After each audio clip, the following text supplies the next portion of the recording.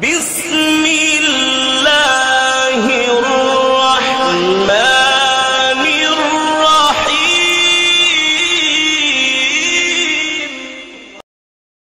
اور جیسے میں نے پہلے آپ کو سنایا تھا، حضرت گنگوہی رحمۃ اللہ علیہ فرماتے ہیں کہ اللہ کا ذکر کتنی ہی بے دھیانی سے کیوں نہ ہو، فائدے سے خالی نہیں ہوتا۔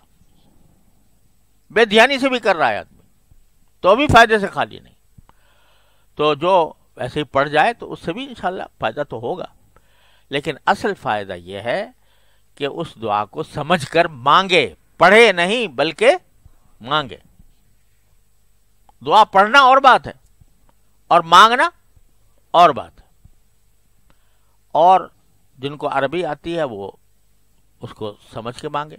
جن کو نہیں آتی ترجمہ لکھا ہوا ہے اس کے نیچے، اردو میں ترجمہ لکھا ہوا ہے، وہ پڑھ لے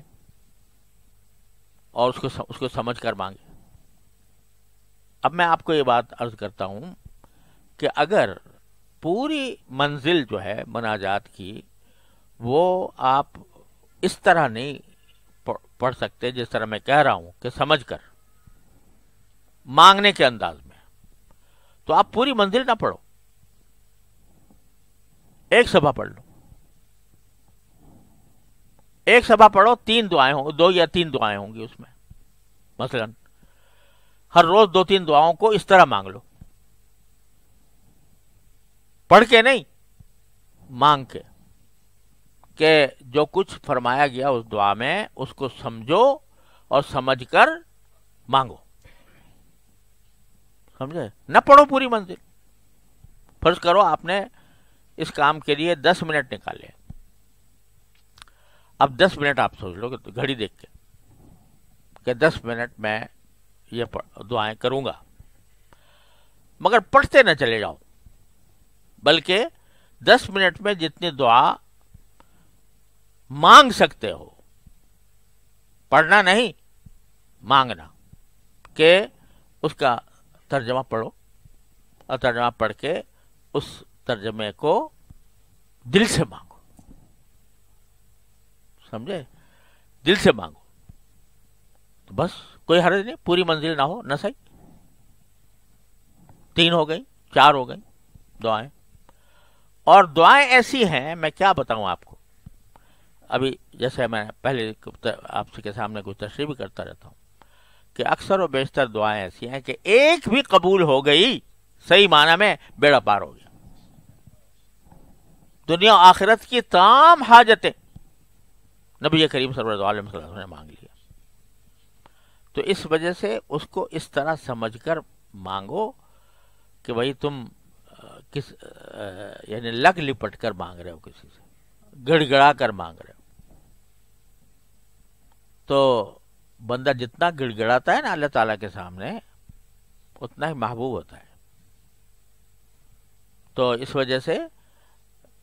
میں یہ کہہ رہا ہوں آپ حضرات سے کہ مناجات مقبول جو ہے یا الحزب الاعظم یا دعاؤں کی کوئی بھی کتاب، اس کو اس طرح مانگو۔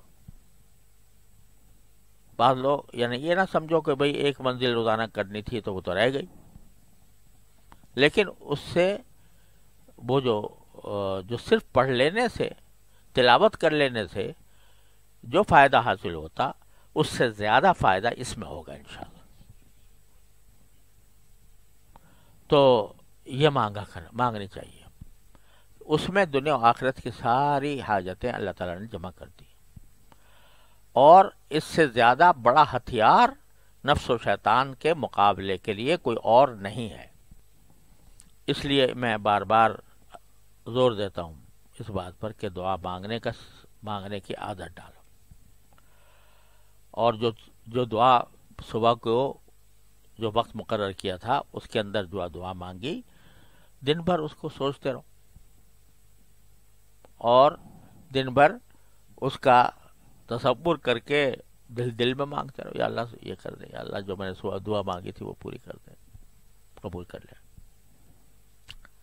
تو یہ اللہ تبارک و تعالیٰ کے ساتھ تعلق قائم ہونے کا بہترین اور آسان ترین راستہ ہے۔